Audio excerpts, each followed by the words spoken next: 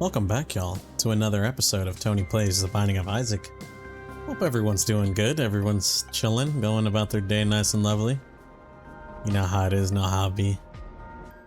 Today I decided I wanted to do something a little crazy, aka let's do Tainted Keeper, because I saw an Instagram post that I thought was funny. It was a meme about Tainted Keeper. And I thought it was so funny that I was like, I should play him next time I do a run. So here I am. Anyways, hope you guys are doing good. I'm chilling. Enjoying my nice and lovely Friday at the moment. Soon to be swamped with more zombies and whatnot. Because we did Zetsubou no Shima, but now we gotta do Gorod, and it's gonna be a hassle. But I believe in us, we can do it, we're goated, you know. Whoopsie. I forgot I had my phone on my side, so I went to go turn it off and accidentally hit play on the video, whichever video it was. But yeah, you know, all that aside, we did Zetsubou, and we actually beat it, although I'm gonna be honest, it took way longer than I kind of felt comfortable committing, you know what I mean? Like, it was a pretty long ZNS attempt, dude, I'm gonna be honest with y'all. Alright, if I'm gonna be completely honest with y'all, with my peeps here, it was a pretty long attempt. I think we started at like 7 or something like that, and we finished ZNS at like 9:43, something like that, pretty late. So it was kind of like, I'm gonna be real with you, it was just kind of unfortunate.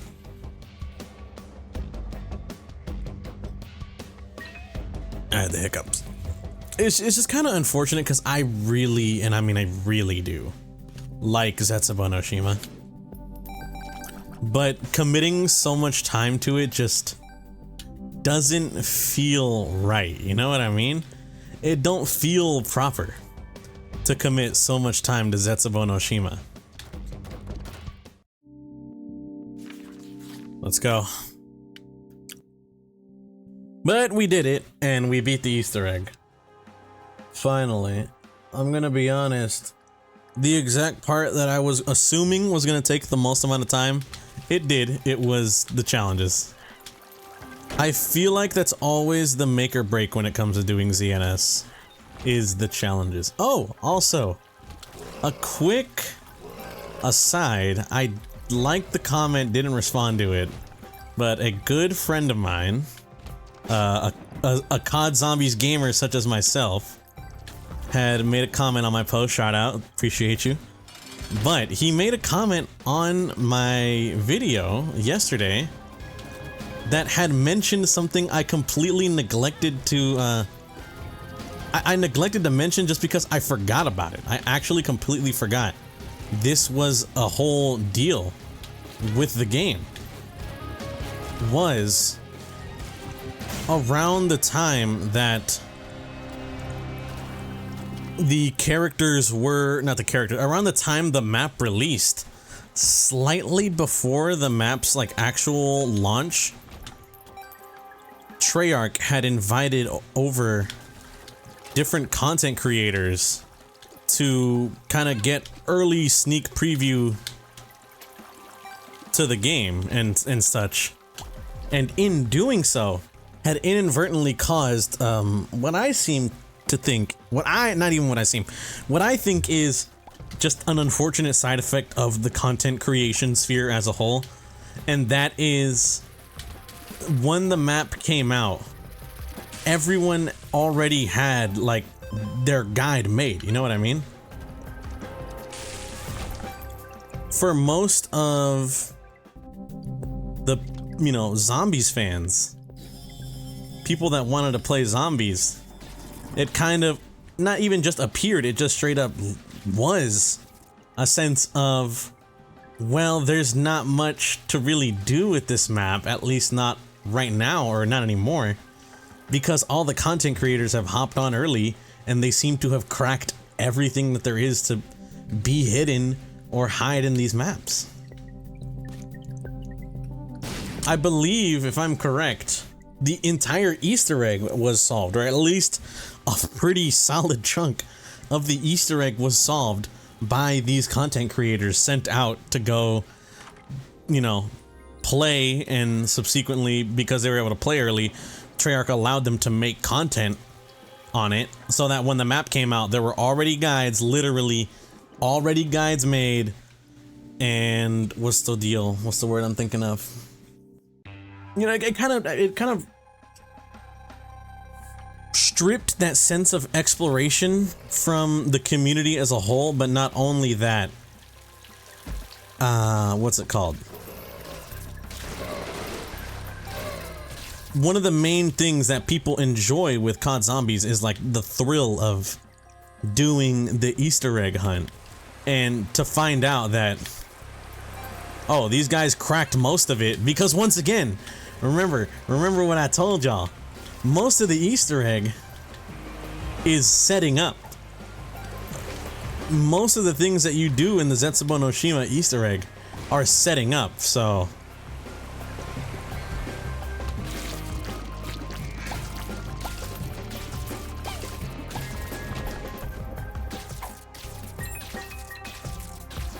I kind of want to use M. Oh, I don't even have money.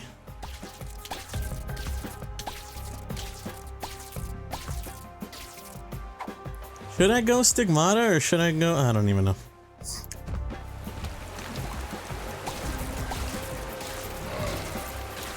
But yeah, in my mention of why I feel like people weren't really fucking with Zetsubou, I completely just forgot to mention the fact that, like, content creators essentially got to pull in some shit early on that map, thus kind of stripping away a little bit of the sense of exploration and wonder from, I don't want to say the real Zombies fans, because obviously I feel like these content creators that put their effort in, I feel like a lot of them are real Zombies fans, you know? Noah J, Lex, Dalek. Even if sometimes you might not necessarily agree with the content they're putting out and such, I think they are still, like, just de facto, these are still like Zombies fans. Oh, I thought Eden Soul would be a little different, I'm gonna be honest with you. I'm a moron.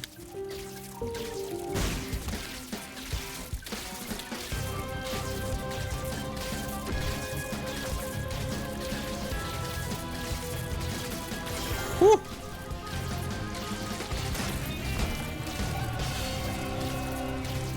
I low-key thought I would get more out of it, I'm gonna be real. But it's just, I don't know, bro. You know, thinking about it, honestly, genuinely thinking about it and kind of looking back, it low-key starts to make a bit more sense now as to why the community as a whole might not have felt too you know, so might not have felt too loving with Zetsubou no Shima. And honestly, I can understand it. I can just straight up see where they're coming from, you know? But overall, my bad.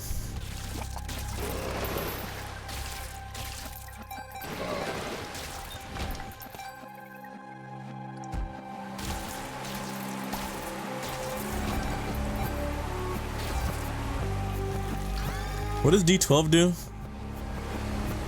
Rerolls an obstacle into another random obstacle? What, like a reroll rocks or something?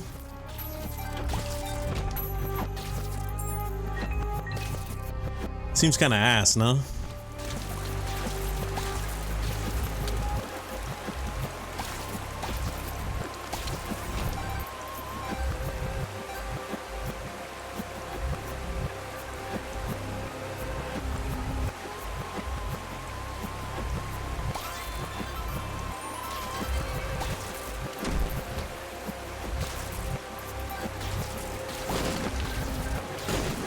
This all sucks. Have mercy.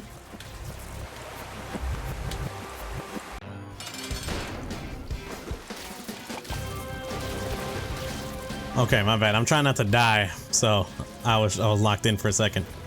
But yeah, I genuinely completely forgot about that whole issue with Zetsubou no Shima until my friend, may God bless his soul, you know, shout out, bro, dropped a comment, and I kind of like, you know, I completely forgot about that aspect, but he reminded me. Thank you so much. It's just crazy to think about, though, you know? You feel me? It's crazy to think about that, I guess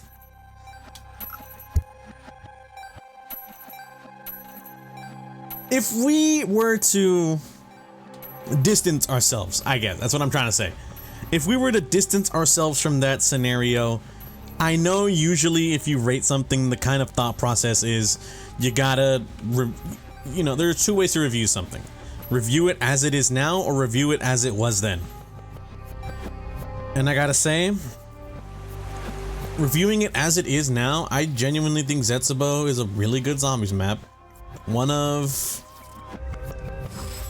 It's honestly... I don't want to call it the worst on BO3 because I think that might go to Rev. And it might be controversial. I prefer it over Der Eisendrache. But it's genuinely really good, you know? Like, if I'm gonna be honest with y'all, it's genuinely a really good map that I do think deserves some credit, at least, you know, looking back on it now. However, if you were to come out, you know, around the time that happened, then I can see where you're coming from in the sense of like content creators low-key ruin the map to a degree. You feel me? Even if I don't necessarily directly agree right away, I can kind of see where you're coming from with like the, oh, content creators ruined this map because they got everything all figured out. Literally, what's the point of us and whatnot? Let me look into this. Hold on. Swipe or no swiping? Oh my god, why did I open up Firefox and like all of my tabs opened up at once?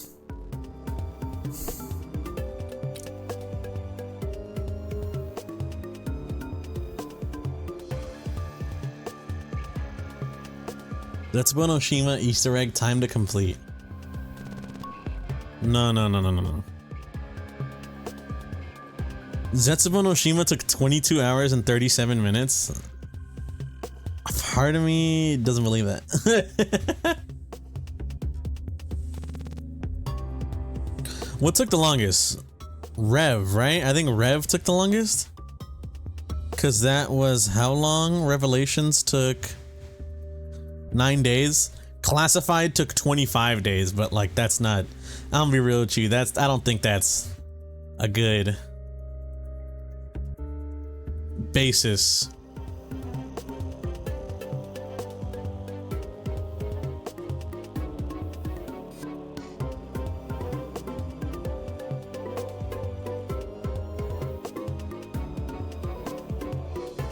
No.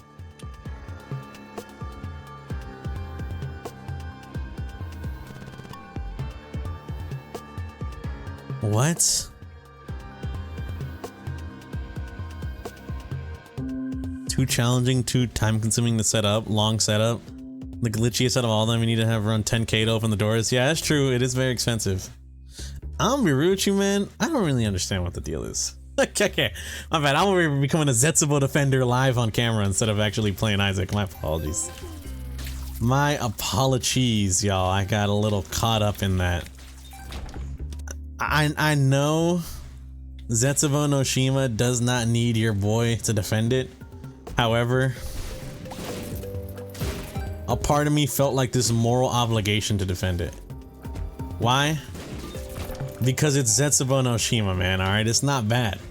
It's not bad, and I'm tired of pretending like it is. Alright? It's not even a bad map, and I'm tired of pretending like it is one of the worst things Treyarch has done. Cause it's really not. Want to talk about worst things Treyarch has done, brother? Look at Alpha Omega. Look, honestly, I was gonna say look at TOG, but I actually like TOG to a degree. I don't think it's not what I wanted out of the zombies conclusion, obviously, but if we just take the map kind of as is, I think it's a good remake of Call of the Dead. At launch, it was mad buggy. That I 100% remember. I remember if you use the thunder gun on a zip line at launch of TOG der Toten, you simply just like broke the game. You couldn't move on the zip line and you were stuck. You were literally stuck.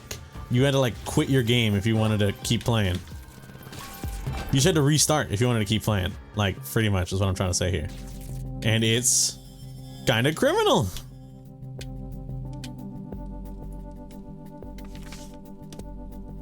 The lovers? That's not a good idea for this guy.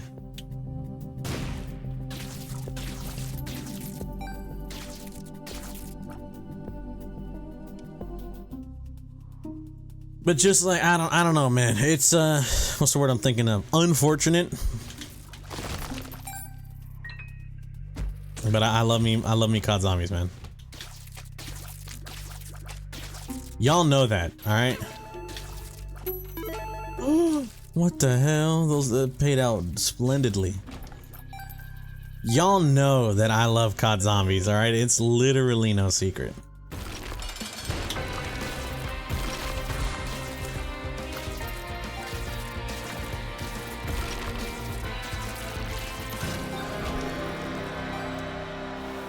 How did I get a devil deal when I got a key piece, man? What the hell?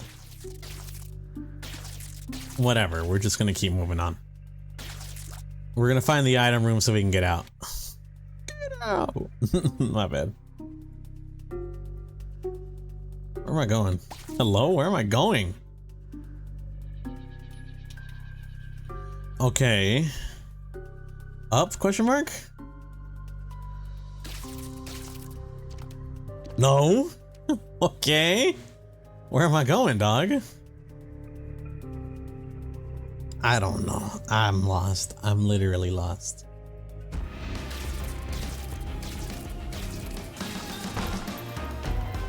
Anarchist cookbook, man. What the?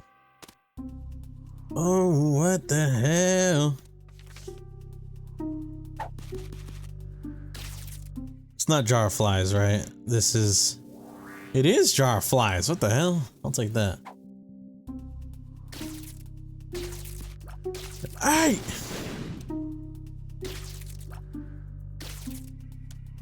Okay, my apologies. I got caught up with Jar of Flies for a second. But like I was saying, man, I like Zetsubou, okay? I like Zetsubou. I think it's a good map. And I'm tired of pretending like it's dog shit, because it's not.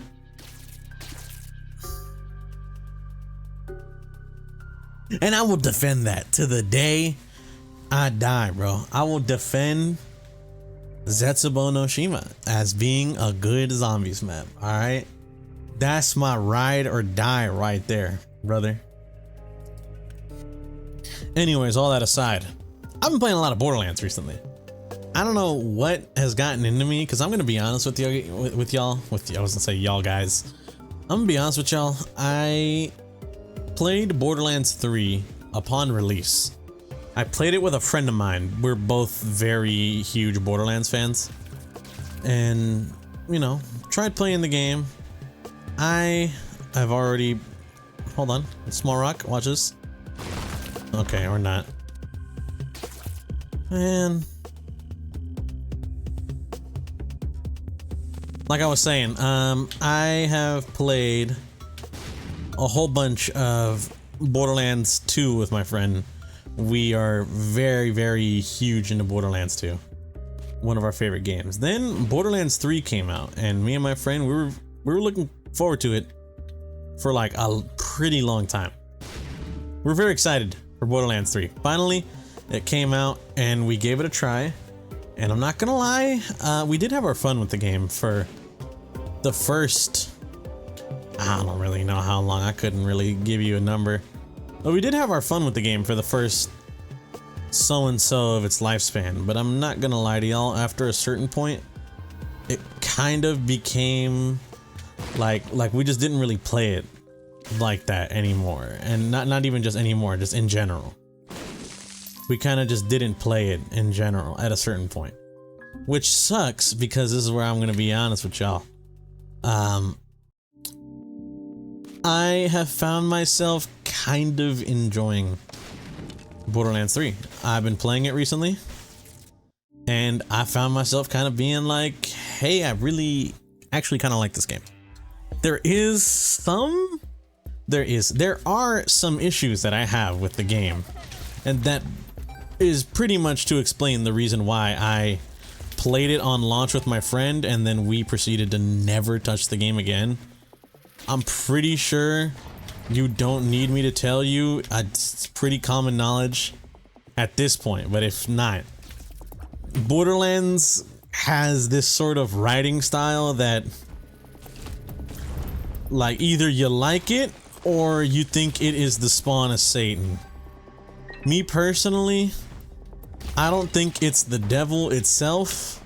Like, I still play Borderlands despite it having kind of cringy dialogue and kind of writing. But I do find it annoying at times.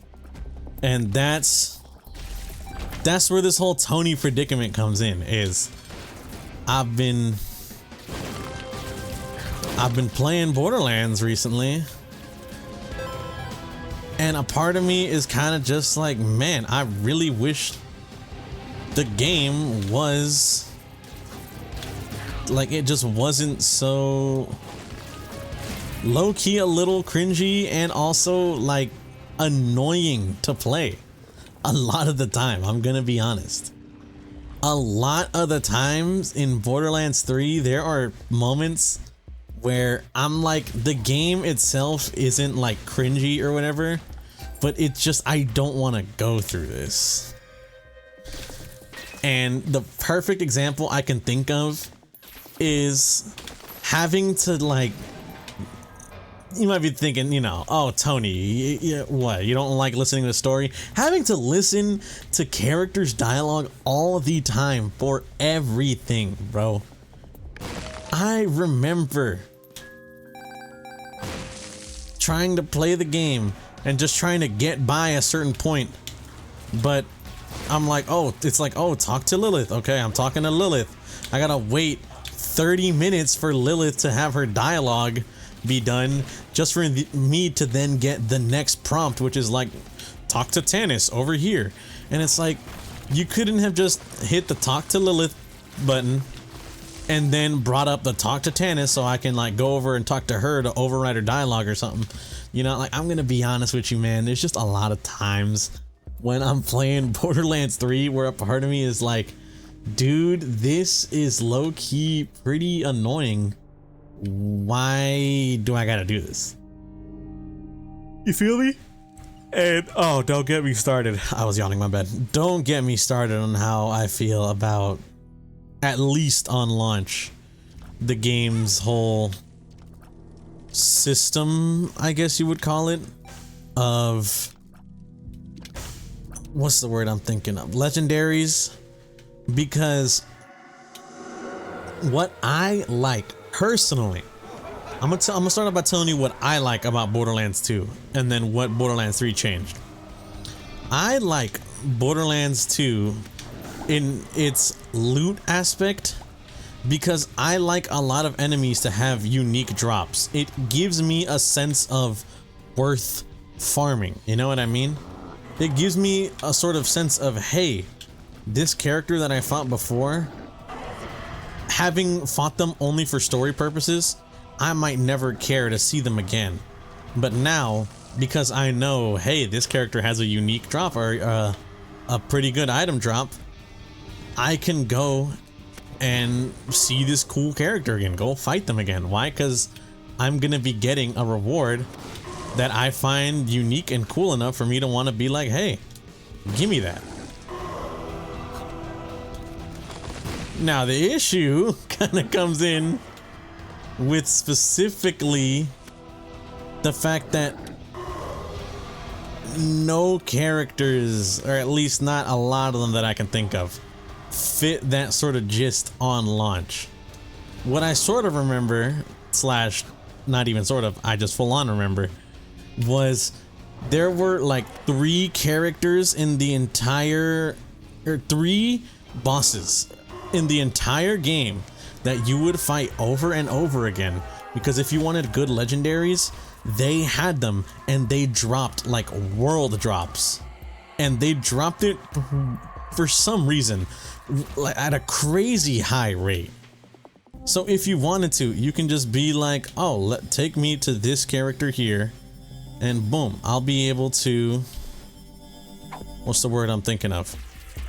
If you take me to this character right here, or this boss right here, I can simply farm them over and over in the most efficient way possible to maximize the money I earn, and it's like crazy style, dog. I'm not even like tripping.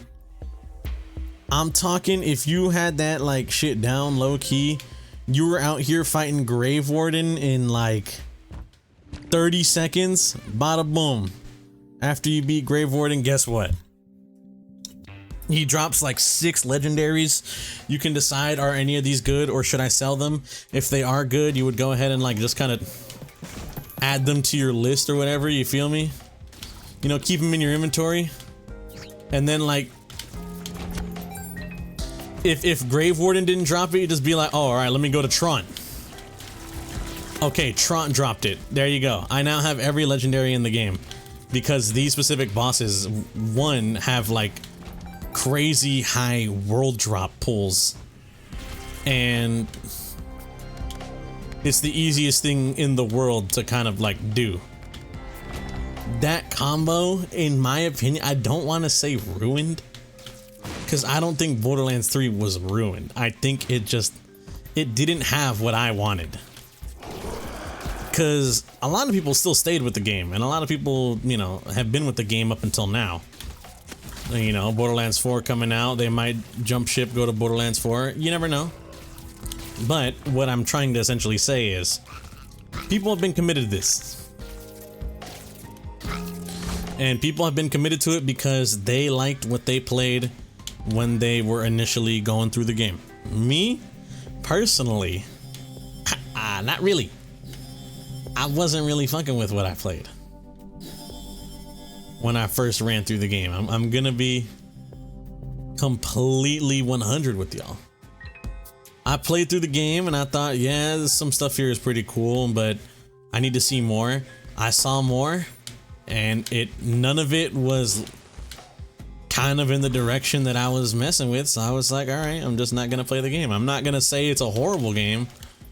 I will criticize like the dialogue and the writing, but the gunplay I can definitely give it its props for. It's the main reason I stayed with Borderlands 3 for so long, was because at least moving around and shooting things in Borderlands 3 compared to Borderlands 2, it feels great, bro. It feels amazing to, you know, pop fadeaway on flak and then just go hamsies, dare I say.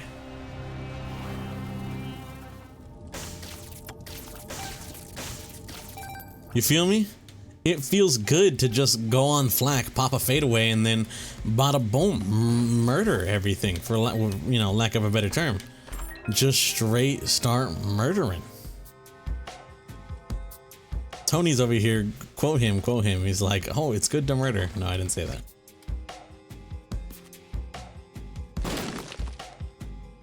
So I'd have to go here and then back here. It wasn't even good, man. It wasn't even good.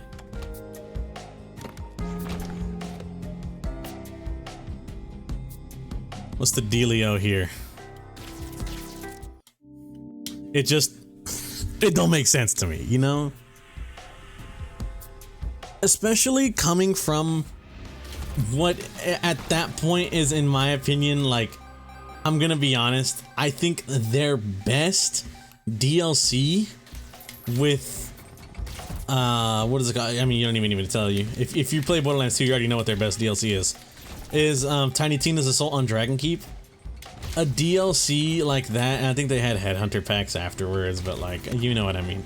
Full-fledged DLC, bro, alright? Going from playing...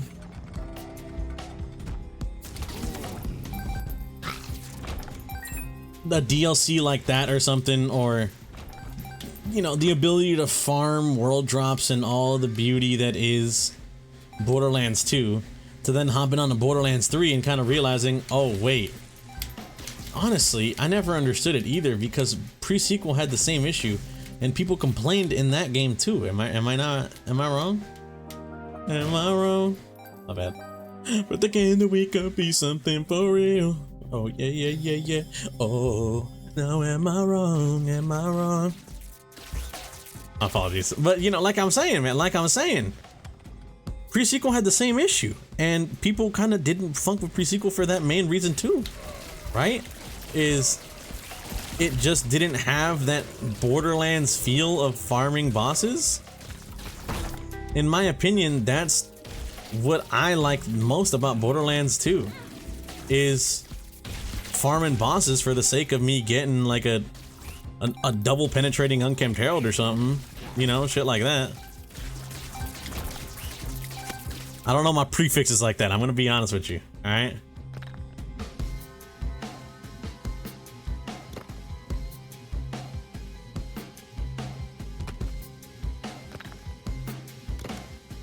They're gonna call me a Borderlands fraud, but I swear I'm not. But I don't know my prefixes like that. So...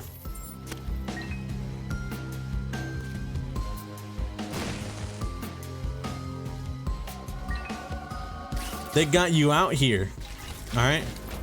Farming the same however many bosses for really good loot that's pretty damn strong, if you ask me, you know, personally. Some pretty damn strong and pretty good loot that's soul, you know, not soul, but like the main way of getting it is just quitting, reloading, killing a boss, quitting, reloading, killing a boss, or quest rewards, farming, or something like that. You know what I mean?